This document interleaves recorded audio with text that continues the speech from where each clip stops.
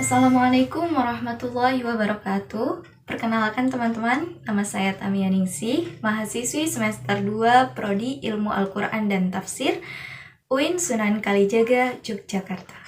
Baiklah teman-teman, di sini saya akan menyampaikan salah satu pembahasan dari ilmu ulumul hadis atau mustalahul hadis, yang mana video ini pun dibuat untuk memenuhi tugas akhir dari mata kuliah ulumul hadis.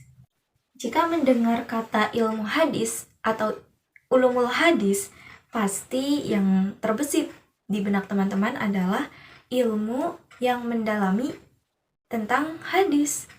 Yang mana secara umum kita ketahui bahwa hadis terdiri pastinya ada riwayat, ada matan hadis tersebut. Nah, dan hal itulah yang nanti akan dikupas tuntas dalam ulumul hadis ini. Sebelum mempelajari ilmu hadis, bahkan nanti memperdalaminya, alangkah lebih baiknya kita mengetahui dahulu istilah-istilah dasar atau istilah-istilah umum yang ada dalam ilmu hadis. Jadi pembahasan yang akan saya sampaikan kali ini adalah mengenai istilah-istilah dasar dalam ulumul hadis. Nah, lalu apa sih ilmu hadis atau ulumul hadis, ataupun yang bisa disebut juga dengan mustalahul hadis? Jadi ulumul hadis atau mustalahul hadis adalah ilmu usul dan kaidah-kaidah untuk mengetahui keadaan sanad dan matan, apakah hadis itu diterima atau ditolak, apakah dia makbul ataukah mardu. Kemudian ilmu hadis ini terbagi menjadi dua, gitu. Ada dia ilmu hadis riwayah dan juga ilmu hadis diroyah. Ilmu hadis riwayah adalah ilmu hadis yang mana dia titik fokusnya ini kepada pemindahan kata-kata Nabi, perbuatan, riwayat, penulisan, dan juga penjagaannya. Sedangkan yang kedua adalah ilmu hadis diroyah, yaitu ilmu yang mana dari ilmu ini kita akan mengetahui hakikat riwayat hadis, kemudian syarat-syarat hadis ahad itu bagaimana, syarat hadis mutawatir bagaimana, kemudian juga bagian-bagian serta hukum-hukumnya. Baiklah, sekarang kita akan mulai memaparkan satu persatu dari sekian istilah-istilah dasar dalam ulumul hadis. Yang pertama, dari namanya saja ulumul hadis, pasti nanti kesana-sananya pembahasan seterusnya tidak akan lepas dari kata hadis. Ya, apa sih hadis itu gitu? Ulumul hadis, ilmu hadis. Apa hadis ini? Hadis berasal dari bahasa Arab, yang mana secara etimologi dia berarti baru. Jamaknya adalah ahadis. Sedangkan secara terminologi adalah sebagaimana yang dijelaskan dalam kitab Mustalahul Hadis, bahwa hadis itu ma'udifa ilan nabi sallallahu alaihi wasallam min qaulin au fi'lin au taqririn au sifatin.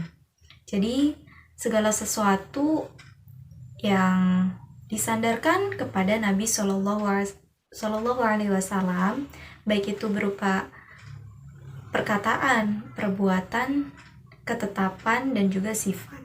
Jadi mudahnya hadis ini adalah segala sesuatu yang disandarkan kepada Nabi Muhammad SAW, apapun itu bentuknya. Itu 4 hal tadi yang telah disebutkan. Jadi selain istilah hadis atau kata hadis yang pasti akan kita sering temui nantinya dalam ilmu hadis, ada nih satu istilah juga yang dia nih bahkan bisa kita sebut kedudukannya sebanding dengan hadis, karena akan sering juga muncul atau kita dengar ketika kita nanti mempelajari ilmu hadis ini, yaitu khobar. Khobar ini berasal dari bahasa Arab, yang jika diartikan secara bahasa, khobar berarti artinya kabar.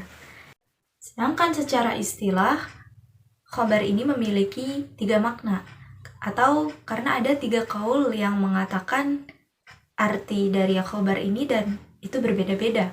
Baiklah, kaul yang pertama mengatakan bahwa al-khobar huwa muradif lil hadis. Jadi khobar ini muradif lil hadis. Maksudnya khobar ini sama aja kayak hadis gitu.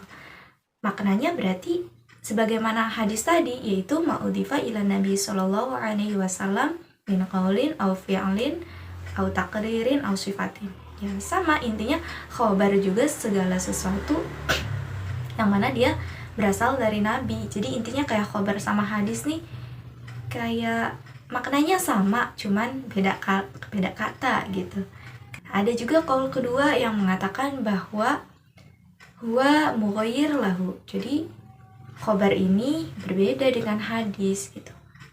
Seperti bagaimana gitu. Lalu kalau misalkan fal hadisu maja'a anin Nabi sallallahu alaihi wasallam wal khabaru maja'a an ghairihi. Jadi berbedalah khobar itu. Kalau misalkan tadi hadis katanya sesuatu yang datang dari Nabi sallallahu alaihi wasallam atau yang berasal dari Nabi, sedangkan khobar ini sesuatu yang datang dari selain Nabi gitu. Baik itu sahabat, tabi'in, intinya yang dari selain Nabi. Kan kaul yang ketiga ini mengatakan bahwa khobar a'ammu minhu.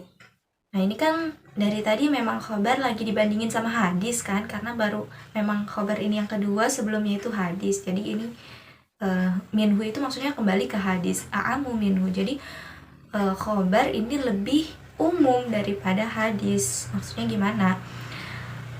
Innal hadis maja'a ani Nabi sallallahu alaihi wasallam wal khabaru maja'a anhu au an ghairihi. Jadi dia lebih umum lagi gitu. Jadi kalau misalkan hadis itu khusus kan, segala sesuatu yang datangnya hanya dari Nabi gitu. Kalau selain Nabi berarti bukan hadis disebutnya. Sedangkan kalau khobar itu segala sesuatu yang datang dari Nabi maupun selain Nabi. Jadi memang lebih umum. Baik itu yang datangnya dari Nabi namanya khobar, dan yang datangnya dari selain Nabi pun namanya khobar. Tahu 3 kaul pengertian secara istilah dari khobar. Oke, berlanjut ke istilah yang ketiga, yakni asar. Tadi kan ada hadis, khobar, dan sekarang asar. Apakah asar itu? Asar ini lagi-lagi ya semuanya berasal dari bahasa Arab pastinya. Asar ini jika diartikan secara bahasa berarti dia baqiyatus syai', atau artinya baqi itu kan sisa ya, atau lebihan dari sesuatu atau sisa dari sesuatu, baqiyatus syai'. Sedangkan secara istilah dia juga memiliki 2 kaul gitu. Ada 2 kaul yang mengatakan tentang arti dari asar ini. Yang pertama, kaul yang menyebutkan bahwa asar muradif lil hadis. Sebagaimana khobar juga tadi ada pengertian khobar secara istilah yang muradif lil hadis, sama asar juga ada. Ada asar muradif lil hadis. Bagaimana tuh? Jadi kalau misalkan asar muradif lil hadis, ya pengertian asar ini sama saja seperti pengertian hadis gitu. Berarti sama, segala sesuatu yang disandarkan kepada Nabi Shallallahu Alaihi Wasallam. Begitulah juga pengertian asar. Jadi intinya sesuatu asar ini sesuatu yang berasal dari Nabi juga. Hadis sama asar ya sama. Jadi hadis, khobar sama asar ini artinya sama, segala sesuatu yang berasal dari Nabi Shallallahu Alaihi Wasallam. Cuman beda penggunaan kata saja. Ini kalau misalkan kita ngambil kaul yang bahwa asar ini muradif lil hadis. Sedangkan menurut kaul yang kedua, lagi-lagi istilahnya sama, bahwa asar ini mughayyir lahu atau berbeda dari hadis. Asar ini berbeda dari hadis. Yaitu kalau hadis kan tadi segala sesuatu yang berasal dari Nabi Shallallahu Alaihi Wasallam. Sedangkan asar adalah ma'udhifa ila sahabah wa tabi'in min aqwalin au af'alin. Jadi sumbernya ini beda. Kalau hadis bersumbernya dari Nabi, kalau misalkan asar ya segala sesuatu yang disadarkannya bukan kepada Nabi tapi kepada sahabat dan tabi'in. Baik itu dalam hal perkataan maupun perbuatan. Nah, dari ketiga istilah yang sudah kita bahas kan kita menemukan nih ada pengertian secara istilahnya yang mana dia tuh muradif lil hadis dan mughayyir lah. Dapat kita ambil kesimpulan seperti ini, jika kita mengambil qaul asar dan juga khobar yang muradif lil hadis, maka gampangnya berarti hadis, khobar, dan asar ini ya sama maknanya. Ketiganya ini hanya beda kata tapi maknanya sama. Intinya hadis, khobar, dan asar adalah segala sesuatu yang berasal dari Nabi SAW. Tapi jika kita ingin mengartikan tiga istilah ini dengan hal yang berbeda, maka dapat disimpulkan bahwa hadis berarti segala sesuatu yang berasal dari Nabi, hanya dari Nabi SAW. Nah, kemudian jika khobar adalah segala sesuatu yang datangnya dari selain Nabi SAW. Nah, ini dia intinya bukan dari Nabi, mengecualikan Nabi. Selain dari Nabi, baik sahabat, tabi'in, dan tabi'in, seperti itu berarti itu disebut khobar. Dan asar adalah segala sesuatu yang disandarkan kepada sahabat dan tabi'in. Berarti jika sesuatu itu bukan datangnya dari sahabat ataupun tabi'in, hal itu bukan disebut dengan asar. Istilah dasar selanjutnya yang pastinya akan sering ditemui nanti ketika kita mempelajari ulumul hadis adalah sanad. Sanad berasal dari bahasa Arab yang diartikan lagi dalam bahasa Arab itu al-mu'tamad. Nah, dikatakan mu'tamad, kenapa?